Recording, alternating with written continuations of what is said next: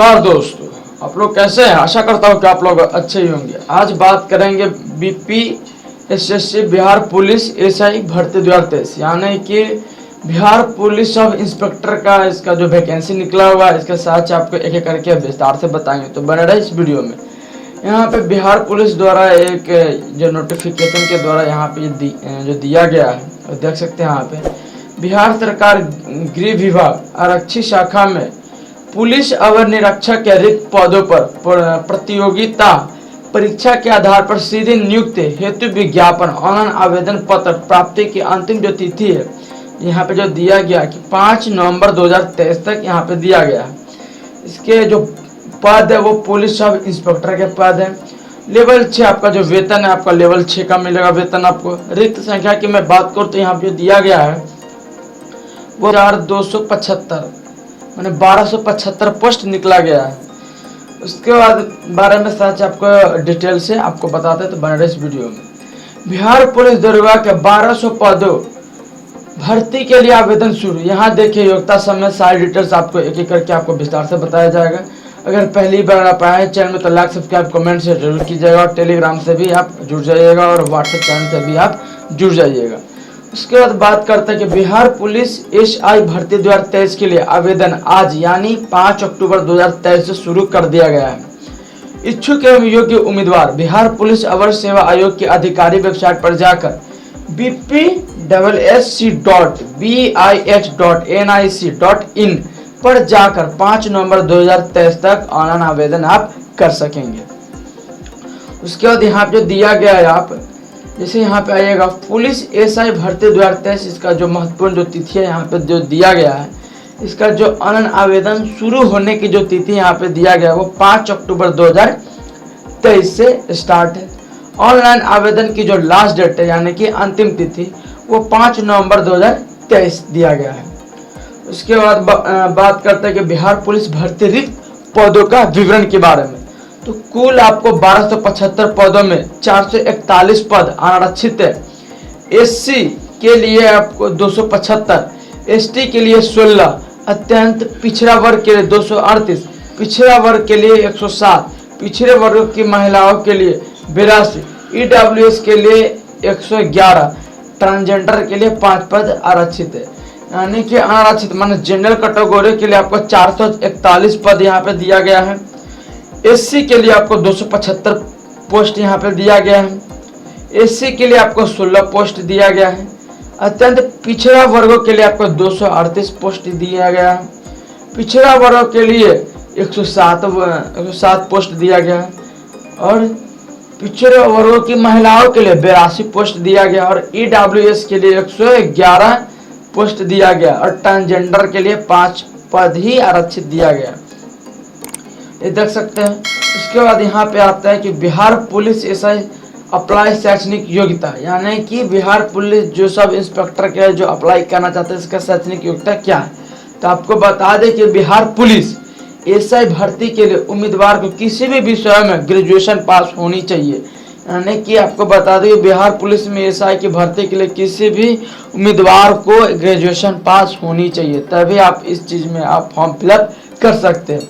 उसके बाद आता है बिहार पुलिस आयु सीमा की बात करते हैं। उम्मीदवारों की आयु जो न्यूनतम आपका 18 वर्ष होना चाहिए और मैक्सिमम आपका 37 यानी कि 37 वर्ष होनी चाहिए।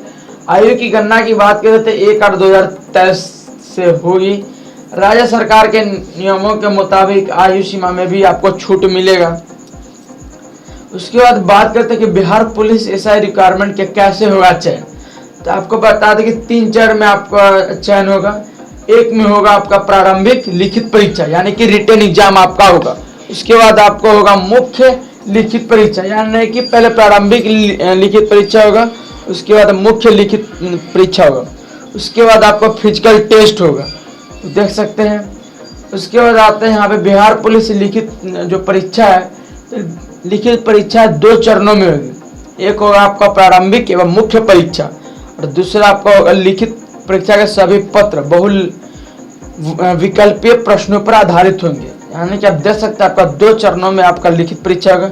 एक होगा आपका प्रारंभिक एवं मुख्य परीक्षा, उसके बाद लिखित परीक्षा के सभी पत्र बहुविकल्पीय प्रश्न पर आधारित होंगे। प्रारंभिक परीक्षा में 200 अंकों का एक पेपर होगा, जिसमें प्रश्न की कुल संख्या 100 होगी एवं परीक्षा की अवधि 2 घंटे की होगी। यानी कि आपको प्रारंभिक परीक्षा में आपको 200 अंकों का पेपर होगा, जिसमें प्रश्न की कुल संख्या 100 होंगे और इसकी अवधि यानी कि आपका जो समय रहेगा वो 2 घंटे की होगा। उसके बाद बात करते हैं कि इसमें सामान्य ज्ञान एवं समसामयिक मुद्दों से संबंधित प्रश्न पूछे जाएंगे। वो 30% से कम अंक पाने वाले अभ्यर्थी मुख्य परीक्षा के लिए असफल घोषित किए जाएंगे। आपको बता दें कि जो सामान्य ज्ञान एवं समसामयिक मुद्दों से यानी कि सामाजिक मुद्दों से यानी कि गांव व्यवहारों के प्रश्न पूछे जाएंगे। सामान्य ज्ञान और इससे रिलेटेड जो सामान्य में आते हैं, जो सामान्य ज्ञान के विस्तार में आते हैं, उनसे पूछे जाएंगे प्रश्न। उसमें आपको 30% कम से कम आपको लाना पड़ेगा और 30% से आप कम लाते हैं तो आपको मुख्य परीक्षा के लिए असफल घोषित किया जा सकेगा। उसके बाद प्रारंभिक परीक्षा में प्राप्त अंकों के आधार पर रिक्तियों के 20 गुना सफल अभ्यर्थियों का चयन मेगा क्रमानुसार आरक्षण कोटिवार किया जाएगा। आपको बता दें कि जो प्रारंभिक परीक्षा में प्राप्त अंकों के आधार पर रिक्त के 20 गुना सफल यानी कि 20 गुना सफल अभ्यर्थियों का चयन मेगा क्रमानुसार आरक्षण कोटिवार किया जाएगा। उसके बाद बात करते हैं कि मुख्य लिखित परीक्षा में क्या है। तो मुख्य परीक्षा में 2 पत्र होंगे। प्रथम पत्र आपको 200 अंकों का सामान्य हिंदी का जो 2 घंटे का होगा, 100 प्रश्न होंगे और न्यूनतम अर्हता आपको 30% पाना करना अनिवार्य होगा। मैंने आपको बता दें कि जो मुख्य परीक्षा आपको होंगे वो 2 पत्र होंगे। प्रथम पत्र में आपको 200 अंकों का सामान्य हिंदी का होगा, जिसका समय आपको 2 घंटे का होगा। 100 प्रश्न होंगे आपका, इसमें 200 अंकों का होगा, इसमें 100 प्रश्न होगा और 2 घंटे का होगा आपका समय। और न्यूनतम आपको इसमें 30% आपको अंक होना चाहिए कम मिनिमम आपका, तभी आप पास हो सकेंगे। सामान्य हिंदी पत्र का प्राप्तांक मेगा निर्धारण में नहीं जोड़ा जाएगा। आपको बता दें कि सामान्य हिंदी का जो पत्र का जो प्राप्तांक है वो मेगा निर्धारण में नहीं जोड़ा जाएगा आपका। द्वितीय में आपको मैं बात करूँ तो द्वितीय पत्र सामान्य अध्ययन में आपका सामान्य विज्ञान, नागरिक शास्त्र, भारतीय इतिहास, भारतीय भूगोल, गणित एवं मानसिक योग्यता जांच से संबंधित होगा। आपको बता दें कि जो द्वितीय जो पत्र होगा आपका, जो द्वितीय पत्र, उसमें आपको सामान्य अध्ययन, सामान्य विज्ञान, नागरिक शास्त्र, भारतीय इतिहास, भारतीय भूगोल, गणित एवं मानसिक योग्यता जांच से संबंधित आपका प्रश्न पूछे जाएंगे। द्वितीय पत्र का पूर्णांक आपका 200 का होगा अंक आपका, जिसमें कुल प्रश्नों की संख्या आपको 100 होगी। परीक्षा की जो अवधि जो समय वो आपको 2 घंटे की होगी। उसके बाद दोनों लिखित परीक्षाओं में गलत उत्तर के लिए 0.2 अंक काटा जाएगा। आपको बता दें कि दोनों लिखित परीक्षा में अगर आप गलत करते एक क्वेश्चन में तो आपको 0.2 अंक काट लिया जाएगा, यानी कि इसमें निगेटिव मार्क भी यहाँ दिया गया है। उत्तर पुस्तिका 2 प्रतियों में होगी, जिसकी एक प्रति आयोग के पास सुरक्षित रखी जाएगी। आपको बता दें कि उत्तर जो पुस्तिका आपका रहेगा वो 2 प्रतियों में होगा। एक आपका आयोग के पास रखा जाएगा सुरक्षित और एक आपके पास। यहाँ पे 7 चीज दे दिया गया। सब इंस्पेक्टर भर्ती में कद काठी के नियम यानी कि लंबाई यानी कि ऊंचाई लंबाई यहाँ पे दिया गया है। तो अनारक्षित यानी कि सामान्य वर्ग एवं पिछड़ा वर्गों के पुरुषों के लिए न्यूनतम जो ऊंचाई है 165 सेंटीमीटर होनी चाहिए। आपको बता दें कि जो सामान्य वर्ग है यानी कि जनरल कैटेगरी और ओबीसी कैटेगरी यानी कि पिछड़ा वर्ग के पुरुषों के लिए, सिर्फ पुरुषों के लिए आपका न्यूनतम आयु 165 सेंटीमीटर होनी चाहिए।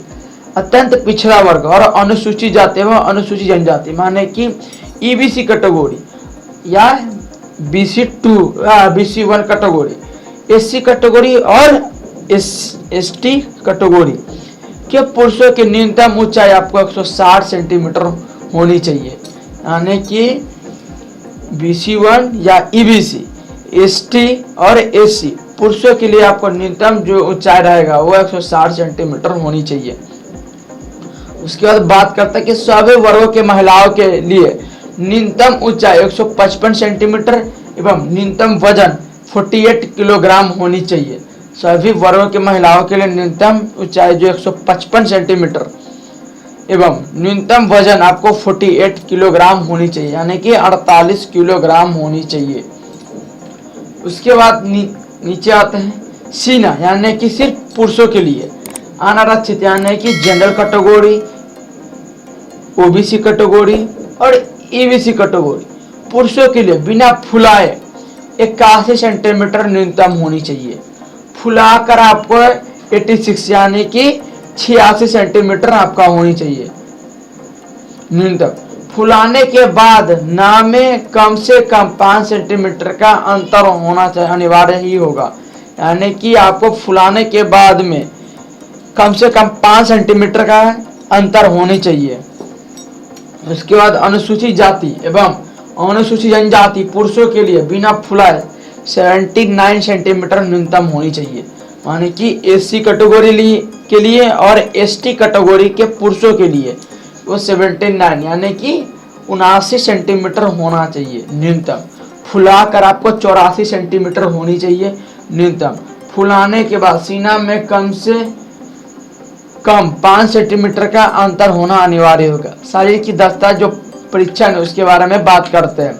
तो निम्नांकित शारीरिक दक्षता परीक्षा में अभ्यर्थियों को सफल होना अनिवार्य ही होना है। दौड़ पुरुषों के लिए बात करते हैं। 1 मील दौड़ के लिए समय सीमा 6 मिनट 30 सेकेंड, इससे अधिक समय लेने वाले अभ्यर्थी असफल घोषित होंगे। यानी कि इसमें जो बताया जा रहा है कि 1 मील दौड़ के लिए आपको जो समय यहाँ पर दिया गया 6 मिनट 30 सेकेंड, यानी कि 6.5 मिनट आपका 1 मील दौड़ने का समय दिया गया। अगर इससे ज़्यादा अगर आप समय लेते हैं तो आपको असफल घोषित किया जा सकता है। महिलाओं के लिए मैं बात करूँ तो यहाँ पे दिया गया है 1 किलोमीटर की दौड़ के लिए समय सीमा 6 मिनट, इससे अधिक समय लेने वाले अभ्यर्थी असफल घोषित किए जाएंगे। आपको जो महिलाओं के लिए है वो 1 किलोमीटर की दौड़ के लिए आपको समय सीमा यहाँ पे दिया गया वो 6 मिनट दिया गया, इससे अधिक समय लेने वाले अभ्यर्थी असफल घोषित होगी। ऊंची कूद की बात करें जो पुरुषों के लिए है तो न्यूनतम जो 4 फीट, महिलाओं के लिए न्यूनतम 3 फीट, यानी कि पुरुषों के लिए न्यूनतम 4 फीट और महिलाओं के लिए न्यूनतम 3 फीट होनी चाहिए। ऊंची कूद की बात करते हैं। आप बात करते हैं लंबी कूद, जो पुरुषों के लिए न्यूनतम आपको 12 फीट और महिलाओं के लिए 9 फीट होनी चाहिए। लंबी कूद आपको मैं बात करते जो यहाँ पे जो दिया गया है पुरुषों के लिए 12 फीट, महिलाओं के लिए 9 फीट। उसके बाद बात करते हैं गोला फेंक में, तो पुरुषों के लिए 16 पाउंड का गोला न्यूनतम 16 फीट फेंकना होगा, यानी कि पुरुषों के लिए 16 पाउंड का गोला होना चाहिए और न्यूनतम 16 फीट भी फेंकना होना माने होगा। महिलाओं के लिए 12 पाउंड का गोला होनी चाहिए। उसके बाद 10 फीट आपको फेंकना होगा न्यूनतम, यानी कि मैं बात करूँ महिलाओं के लिए तो ये 12 पाउंड का गोला आपको फेंकना होगा, न्यूनतम 10 फीट फेंकना होगा। उसके बाद बात करते हैं फाइनल मेरिट कैसे बनेगी। तो अंतिम रूप से सफल अभ्यर्थी की मेरिट लिस्ट मुख्य टेस्ट में सिर्फ पास होना अनिवार्य होगा। लिखित परीक्षा में प्राप्त अंकों के आधार पर बनेगी फिजिकल। आपको बता दें कि जो फाइनल मेरिट कैसे बनेगा, तो अंतिम रूप से सफल अभ्यर्थी की मेरिट लिस्ट मुख्य टेस्ट में सिर्फ पास होना अनिवार्य होगा। मुख्य टेस्ट में ही आपको पास, यानी कि लिखित परीक्षा में आपको प्राप्त अंकों के आधार पर बनेगी फिजिकल। उसके बाद आवेदन फीस की मैं बात करूँ तो यहाँ पे दिया गया कि बिहार के मूल निवासी यानी कि अत्यंत पिछड़ा वर्ग, आर्थिक रूप से कमजोर वर्ग एवं अनारक्षित वर्गों के पुरुष अभ्यर्थी एवं राज्य के 12 के अभ्यर्थी, चाहे वह किसी भी वर्ग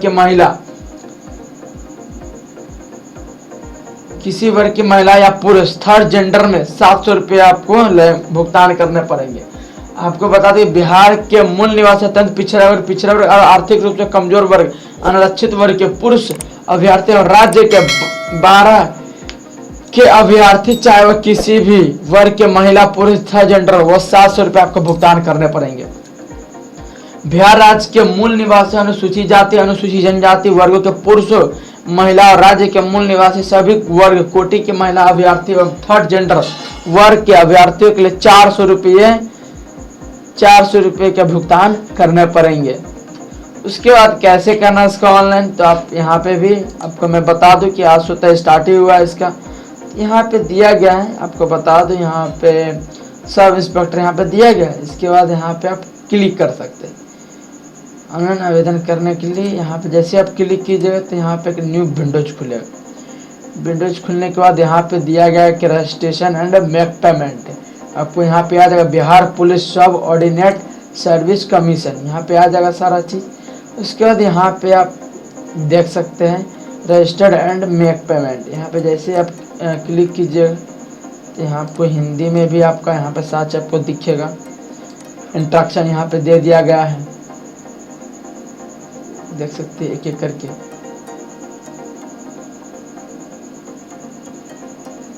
इसके अगर हिंदी में आप देखना चाहते हैं यहाँ पे हिंदी पे please select language to view interaction. अब हिंदी में भी आपका इंट्रैक्शन पढ़ सकते हैं, यहाँ पे दिया गया है, देख सकते हैं आपका। इसके बाद जैसे यहाँ आइएगा, यहाँ पे मैं यहाँ पे घोषणा करता हूँ, यहाँ पे आपको क्लिक करके proceed to registration and payment पे क्लिक करना। जैसे यहाँ पे आप आइएगा तो यहाँ फर्स्ट नेम, यहाँ पे इंडिया, एप्लीकेशन, मोबाइल नंबर, ये सारी चीज़ आपको डालना होगा, किस कैटेगरी से है, सारी चीज़ आपको यहाँ पर डालने के बाद आपको प्रोसीड करना होगा और आगे की प्रक्रिया आप कर सकते हैं।